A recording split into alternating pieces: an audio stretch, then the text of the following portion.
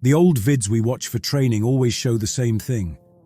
Bright-eyed recruits, eager to explore the cosmos, to uncover new life, to boldly go where no man has gone before. Lies. They don't show the grime, the stink of unwashed bodies after weeks in a tin can hurtling through the void. They don't show the dead-eyed stares of men who've seen too much, done too much, and lost too much.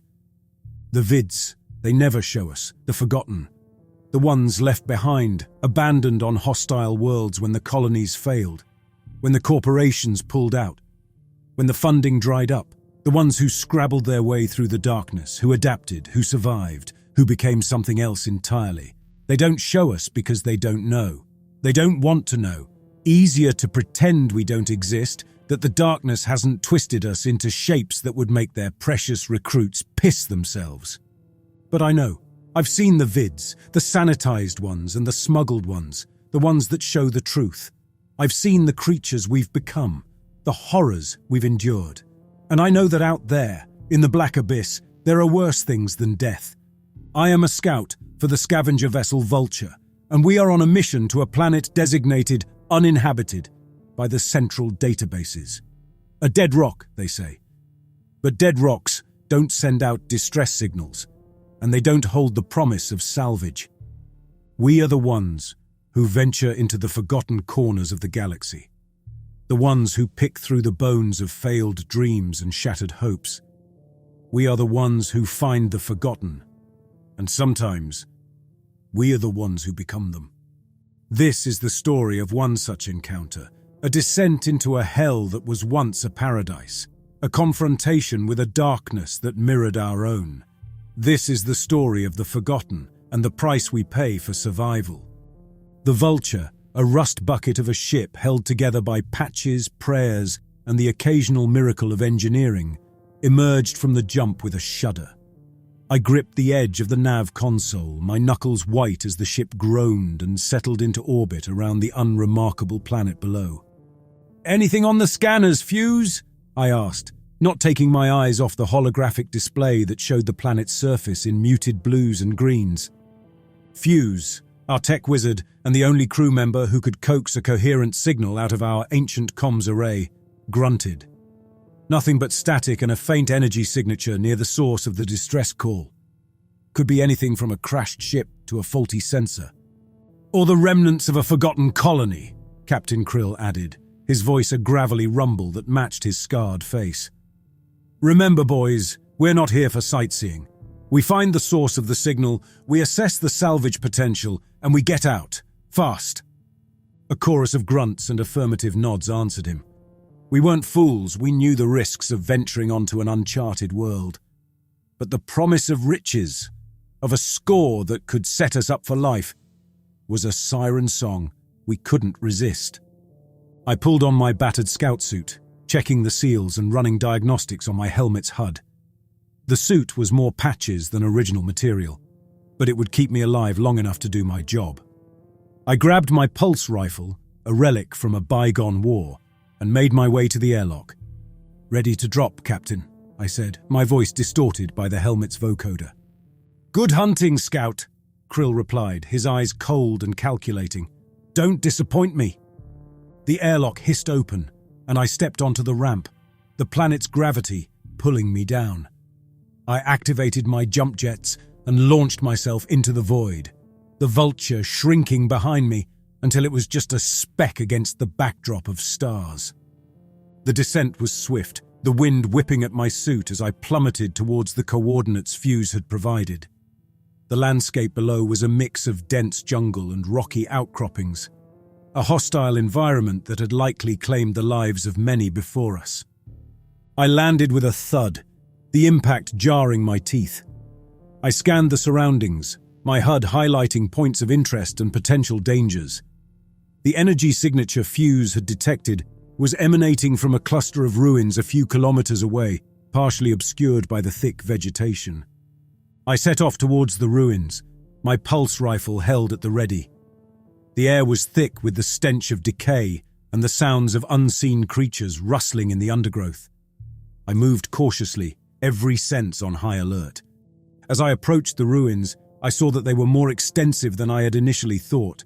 Crumbling walls and skeletal structures hinted at a once thriving settlement now reclaimed by nature. The energy signature was strongest near a collapsed tower, its twisted metal frame reaching towards the sky like a skeletal hand. I circled the tower, my rifle trained on the shadows. Suddenly, a figure emerged from the darkness, its form barely visible in the dim light. It moved with a loping gait, its limbs distorted. Its face was a mask of twisted flesh, its eyes burning. I raised my rifle, my finger tightening on the trigger. The creature hissed, its voice a whisper that sent chills down my spine. I knew then that I had found the forgotten, and they were not what I had expected. A scream tore through the silence, not from me, but from the creature. It lurched back, its twisted face contorted in pain. I had fired instinctively, the pulse rifle bucking in my hands. The energy bolt slammed into the creature's chest, searing its flesh and sending it sprawling onto the cracked stone floor. But it wasn't dead. Not yet. It writhed on the ground, its limbs spasming, its mouth opening and closing in a silent shriek. More figures emerged from the shadows, their forms similar yet distinct, each a disturbing caricature of humanity. They circled me, their eyes gleaming with malice. I fired again, the report ringing through the ruins. Another creature fell, its body twitching and convulsing. But the others kept coming, their movements unnervingly swift and agile. I backpedaled, seeking cover behind a toppled column. I reloaded the rifle, my hands trembling. I had never encountered anything like these creatures before. They were fast, resilient, and clearly hostile. A creature jumped at me, its arms reaching for my throat. I swung the rifle, the butt of the weapon connecting with its misshapen skull. It stumbled back, dazed but not deterred. I ducked as another creature leapt over the column, its claws raking the air inches from my face. I rolled to the side, firing a burst from my rifle. The creature shrieked, its flesh sizzling and smoking where the energy bolt struck. I scrambled to my feet. I had to get out of here, to warn the others. But the creatures were tireless, their numbers seemingly endless. I broke into a run, dodging and weaving through the ruins. I fired blindly, hoping to keep them at bay, but they were closing in, their snarls and hisses filling my ears. I stumbled over a fallen stone, crashing to the ground. The creatures descended upon me, their claws tearing at my suit, their teeth snapping at my exposed flesh. I fought back, kicking and punching, but it was a losing battle. I felt a sharp pain in my leg as a claw pierced my suit. I screamed, the sound muffled by my helmet. Another creature landed on my back, its weight crushing me into the ground. I reached for my knife, the last line of defense, but before I could draw it, a blinding light filled the ruins. The creatures shrieked and recoiled, their eyes burning with an agonizing glare. I squinted, trying to see through the light. A figure stood at the edge of the ruins, its form silhouetted against the radiant glow. It raised its arm, and a beam of pure energy shot forth, incinerating the creatures that stood in its path. The remaining creatures fled, their cries of pain and terror fading into the distance. The light dimmed, revealing a lone figure clad in a gleaming suit of armor. It turned towards me, its face hidden behind a mirrored visor. It spoke, its voice a modulated sound that resonated through my helmet. "You are not of this world. You are lost." I coughed, tasting blood, the pain in my leg a dull throb. I struggled to sit up, my body protesting with every movement. The figure approached, its boots crunching on the broken stone. It stopped a few meters away, its armored form towering over me. Who are you?" I managed to say. "I am Sentinel," the modulated voice replied. "Guardian of this place." "Guardian?" I scoffed, gesturing towards the ruins and the carnage. "You didn't do a very good job of guarding it from those things." "They are aberrations," Sentinel said. "Twisted remnants of a once proud people. They dwell in the darkness, preying on the weak and unwary." "Like me," I retorted, bitterness lacing my words. "You are not weak," Sentinel said, its tone unwavering. "You are a survivor, but you are lost. This place is not for you." I'm just here for salvage, I said, trying to hide the tremor in my voice. We picked up a distress signal. Sentinel tilted its head, as if considering my words. The signal was a trap. The aberrations lure scavengers and wanderers here, hoping to feed on their flesh and technology. I had walked into a trap, a feeding ground for these monstrosities, and now I was at the mercy of this sentinel. "Why are you helping me?" I asked, suspicion clinging to my voice. "You are not like the others," Sentinel said. "You possess a spark of defiance, a refusal to submit to the darkness. That spark is rare and precious in this forsaken place." I didn't know what to make of its words. Was it trying to manipulate me, to use me for its own purposes? Or was there a shred of truth in its cryptic statements? "What do you want from me?" I asked. Sentinel extended its hand, a gesture that seemed almost human despite its metallic form. "Come with me. I will show you the truth of this place. And then you may decide your fate."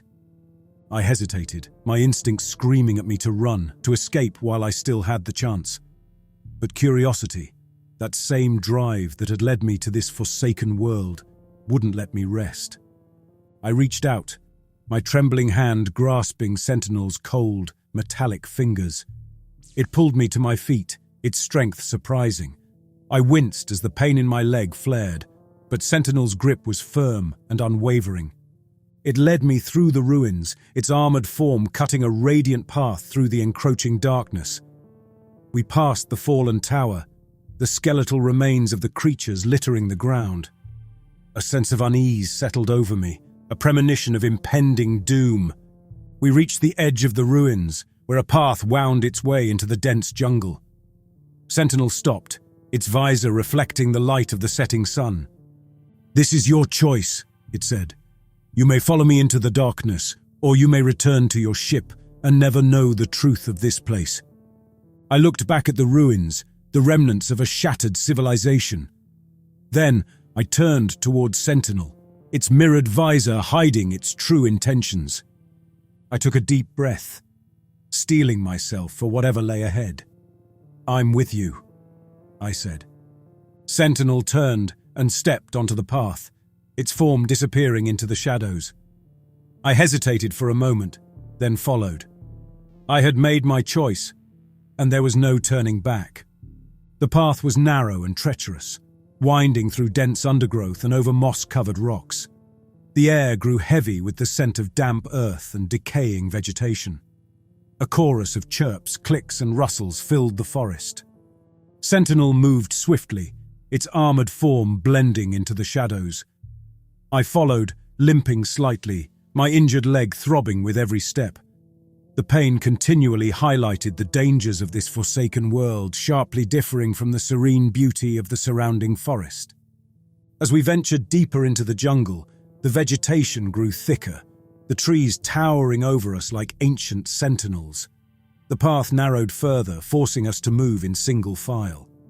"Where are you taking me?"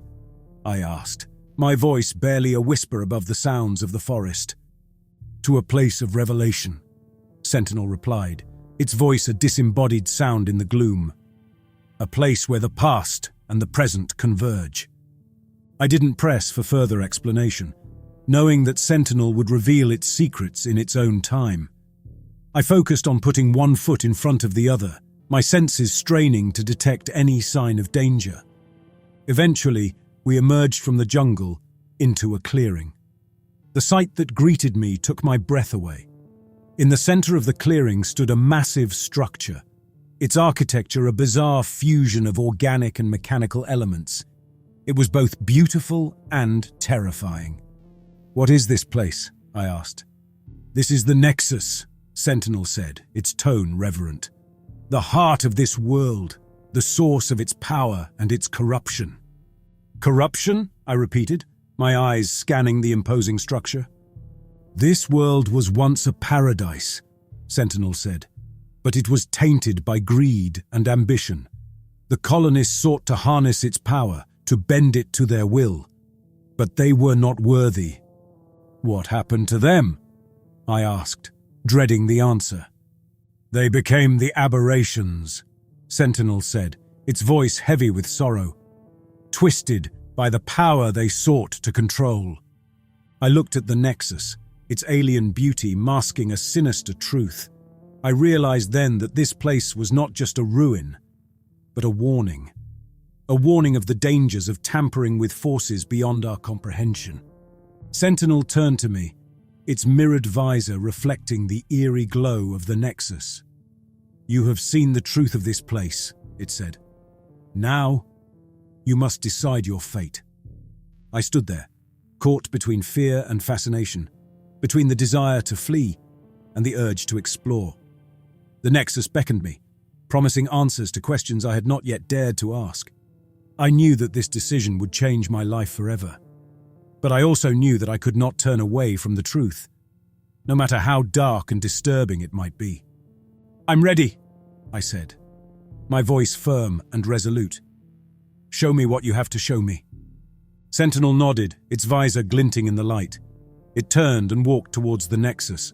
I followed, my heart pounding with anticipation. I had crossed a threshold and there was no turning back. As we approached the Nexus, its luminescence intensified, casting shadows that seemed to twist like the aberrations we'd encountered earlier. Sentinel paused before a massive, ornate doorway, its surface adorned with symbols that seemed to shift and writhe under the Nexus's eerie radiance. With a metallic clang, the door slid open, revealing a corridor that stretched into the unknown depths of the structure. I hesitated, a primal fear gripping me. The Nexus felt wrong, a perversion of nature, a place where the laws of the universe seemed to bend and warp. But curiosity propelled me forward. I stepped into the corridor, my boots clanging on the cold metal floor. Sentinel followed, its armored form a reassuring presence in the oppressive gloom. We walked in silence, the only sound the rhythmic thump of our footsteps and the faint hum that seemed to emanate from the walls around us. The corridor twisted and turned, leading us deeper into the heart of the Nexus. We passed through chambers filled with strange machinery, their purpose a mystery to me. Wires and cables snaked across the floor, their ends sparking and sputtering with energy. We descended a series of ramps and stairs, the air growing colder with each level. The hum intensified, becoming a deafening clamor that vibrated through my body.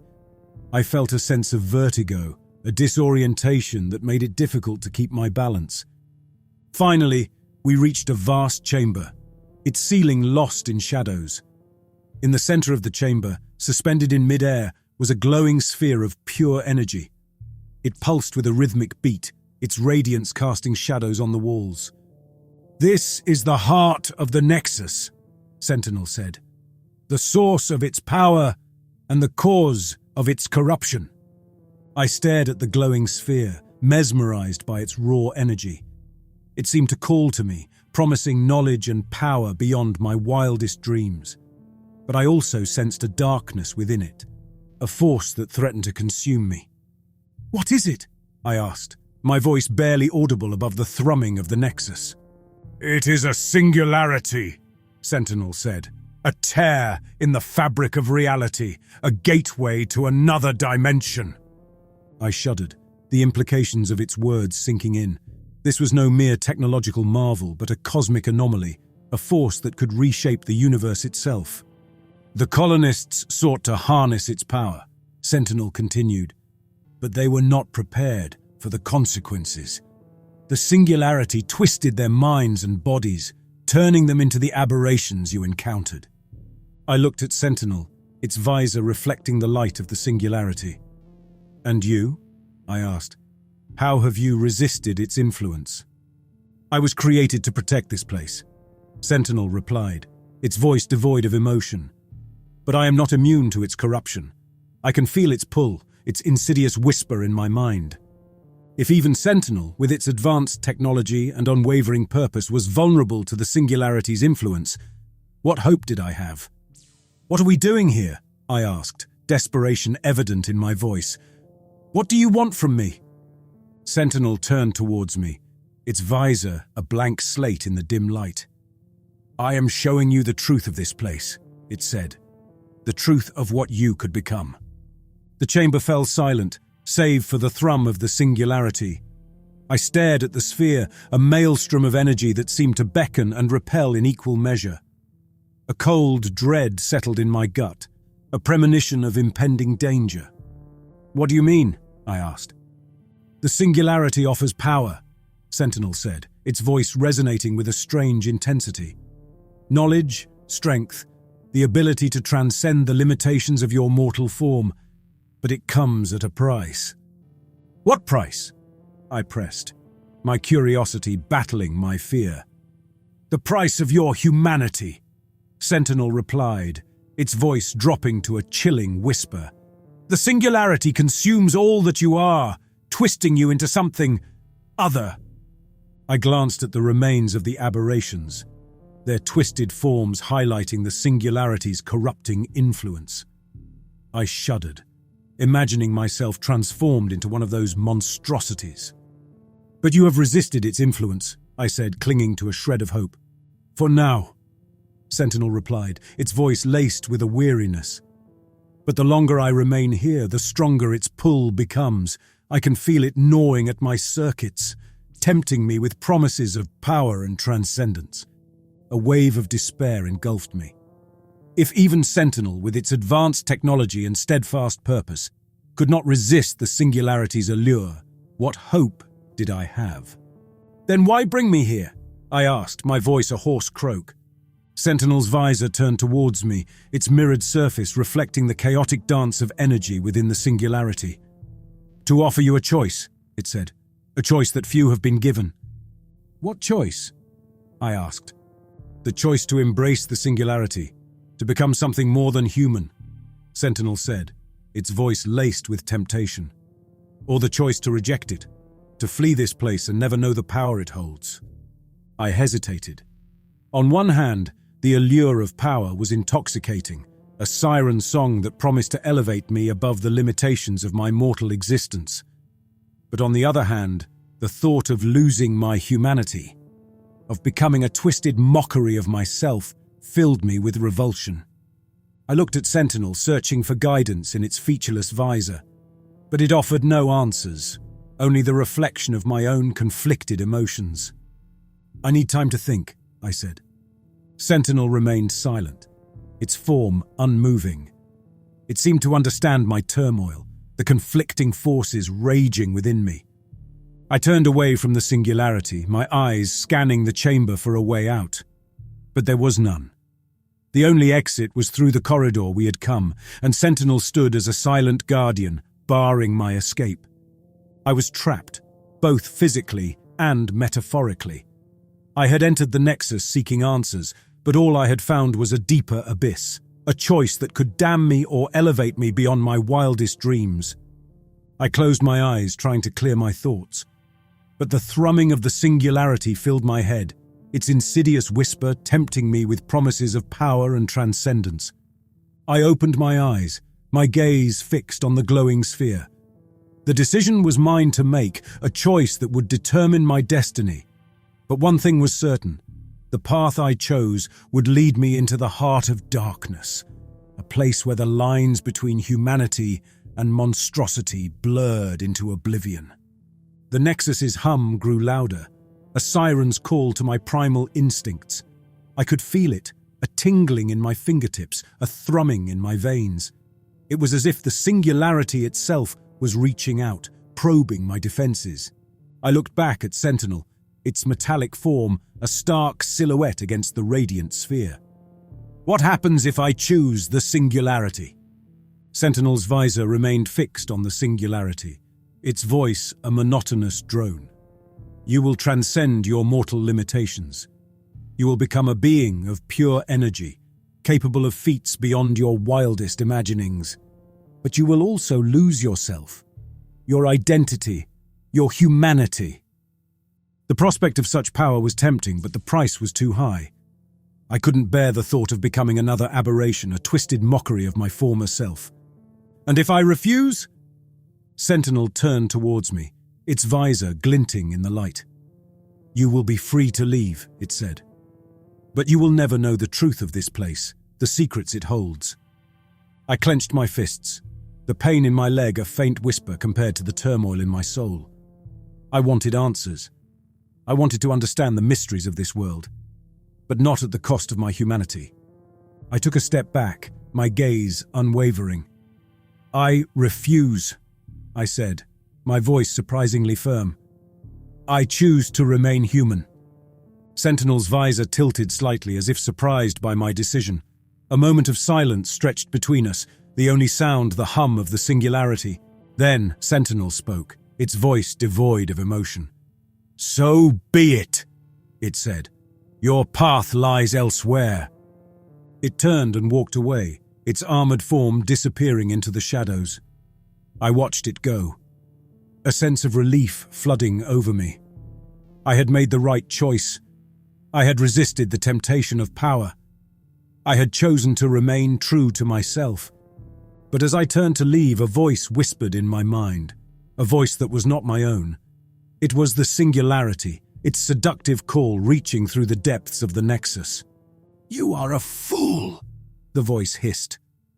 "You are squandering a chance at greatness, a chance to transcend your mortal limitations. You will regret this decision." I shook my head, trying to banish the voice from my mind. I stumbled towards the exit, my legs weak, my mind reeling. I had to get out of here, away from the singularity's corrupting influence. As I reached the doorway, I glanced back at the glowing sphere, its radiance fluctuating with a captivating rhythm. I felt a pang of regret, a fleeting desire to turn back, to embrace the power it offered. But I knew that it was a lie, a trap set by the singularity to lure me into its embrace. I turned away. I would not be swayed by its promises. I would not succumb to its temptation. I stepped out of the chamber, the oppressive gloom of the Nexus receding behind me. I limped down the corridor, my injured leg throbbing with every step. But I was no longer alone. The singularity's voice followed me, whispering promises and threats, trying to lure me back. I ignored it, my focus fixed on escape. I would not be its victim. I would not become another aberration. I would find my way back to the vulture, and I would warn the others of the dangers of this place. The silence of the Nexus's corridors amplified the whispers of the singularity in my mind, each syllable a barbed hook seeking purchase in my doubts. My HUD sputtered sporadically, the display warped by the structure's strange forces. The once familiar layout of the Nexus became a maze of morphing shadows and unstable lights. Every turn seemed to lead to another dead end, a new chamber filled with arcane machinery or disturbing organic growths. The whispers grew louder, more insistent, each syllable dripping with venomous intent. "You are weak," the voice hissed. "You are alone. You cannot escape." I pressed on, fueled by the hope of finding an exit. I passed through a chamber filled with pods, each containing a humanoid form twisted into bizarre shapes. The next chamber was bathed in a green light, the walls lined with rows of stasis tubes. Within each tube, a pale, emaciated figure floated, their eyes closed, their chests rising and falling in a shallow rhythm. "Join us," the singularity's voice whispered. "Become one with the Nexus. Embrace the power." I pressed my hands against my ears, trying to block out the insidious whispers, but the voice seemed to seep through my skin, burrowing deep into my mind. I staggered into the next chamber, my vision blurring. The floor seemed to tilt and sway beneath my feet. I collapsed against a wall, my breath coming in gasps. A figure emerged from the shadows, its form distorted. It approached me, its movements jerky. I recognized it as one of the aberrations I had encountered earlier, its face a mask of melted flesh and glowing eyes. "Lost," it said, its voice a grating hiss. "Lost and alone." I tried to raise my rifle, but my limbs felt heavy, unresponsive. The aberration reached out, its fingers brushing against my face. "Join us," it whispered, its breath hot against my skin. "Embrace the power." I closed my eyes, bracing myself for the inevitable. But instead of pain, I felt a surge of energy, a jolt that coursed through my body like a lightning bolt. I opened my eyes, startled. The aberration recoiled, its eyes wide with surprise. I felt a strange sensation in my hands, a tingling warmth that spread through my arms and into my chest. I looked down at my hands and gasped. They were glowing with an eerie light, the same radiance that emanated from the singularity. I could feel the power coursing through me, a raw, untamed energy that threatened to burst from my skin. I looked up at the aberration, my eyes burning with newfound power. "I am not lost," I declared, my voice resonating. "I am found." The aberration stumbled back, a harsh sound escaping its twisted throat. It raised a trembling hand as if to ward off the energy radiating from my body. I rose to my feet, my movements fluid and powerful. The pain in my leg was gone, replaced by a sense of invincibility. I reached out, my glowing hand crackling with energy, and touched the aberration's chest. A scream, more animal than human, tore through the chamber as the energy surged into the creature. Its body convulsed, its flesh bubbling and distorting under the onslaught. The light in its eyes dimmed, then died, leaving behind empty sockets. I withdrew my hand, a thin wisp of smoke curling from my fingertips. The aberration collapsed, its body crumbling into dust. A wave of exhilaration washed over me, an intoxicating rush of power that surged through my veins. I turned towards the other aberrations, my eyes blazing with newfound confidence. They hesitated, their predatory instincts battling against a primal fear. "Come," I beckoned, my voice resonating with the power of the singularity. "Join me. Embrace the power." They hesitated no longer. With a cry, they surged towards me, their eyes gleaming with terror. I raised my hands, the energy crackling and spitting between my fingers.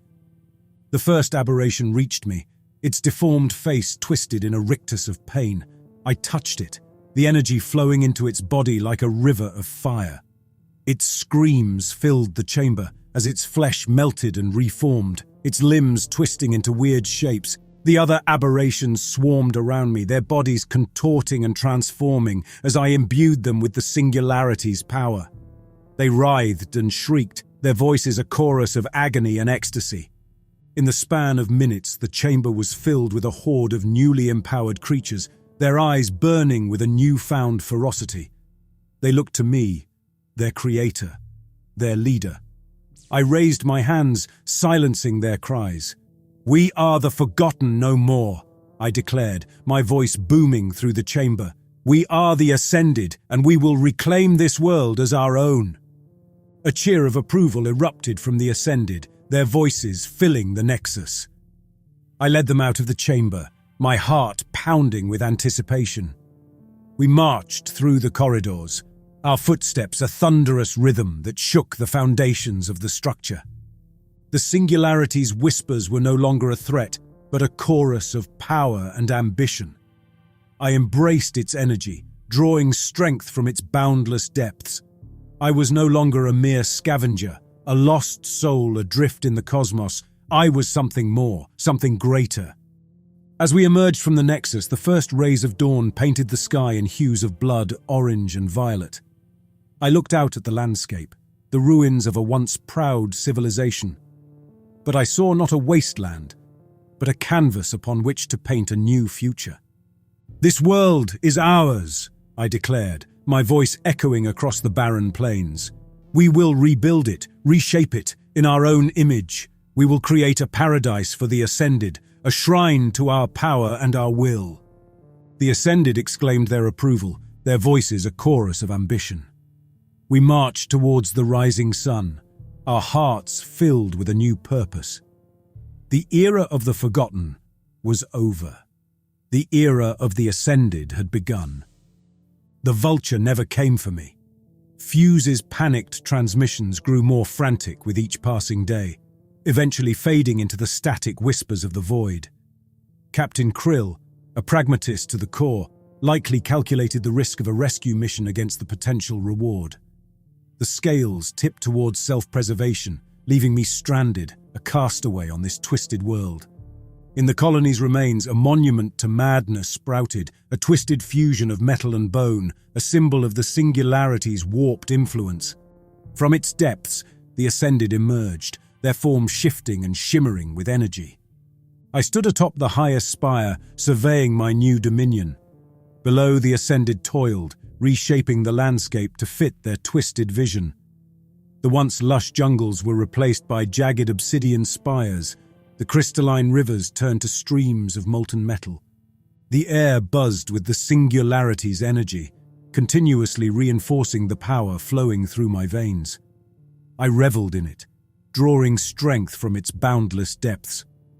I was no longer a mere scout, a pawn in the games of scavengers and corporations. I was a god, a ruler of a new order. Yet, as I gazed upon the twisted beauty of my creation, doubt crept into my mind. The whispers of the singularity, once a source of power, were now empty. I had achieved everything I had ever desired, yet I felt a void within me. The price of my ascension had been steep. I had sacrificed my humanity, my connection to the world I once knew. I was no longer a man, but a creature of pure energy and insatiable ambition. I had forsaken my crew, abandoned them to their fate in the cold depths of space. I turned away from the vista, my gaze falling upon the Ascended toiling below. They were my children, my creations, born of the singularity's power and my own twisted desires. I raised my hand, the energy thrumming around my fingertips. A bolt of pure power shot forth, striking a nearby spire and shattering it into 1,000 pieces. The Ascended looked up, their eyes wide with fear and awe. I smiled, a cruel, predatory grin that spread across my face. They were mine to command, to mold, to destroy. And as the singularity's whispers grew louder, its promises of even greater power filling my mind, I knew that my reign of terror had only just begun. The forgotten were no more. In their place, a new breed of creature had risen, a breed that would spread its twisted influence across the stars, forever bound to the will of the singularity. And I, their creator, their god, would lead them into a new era of darkness and despair.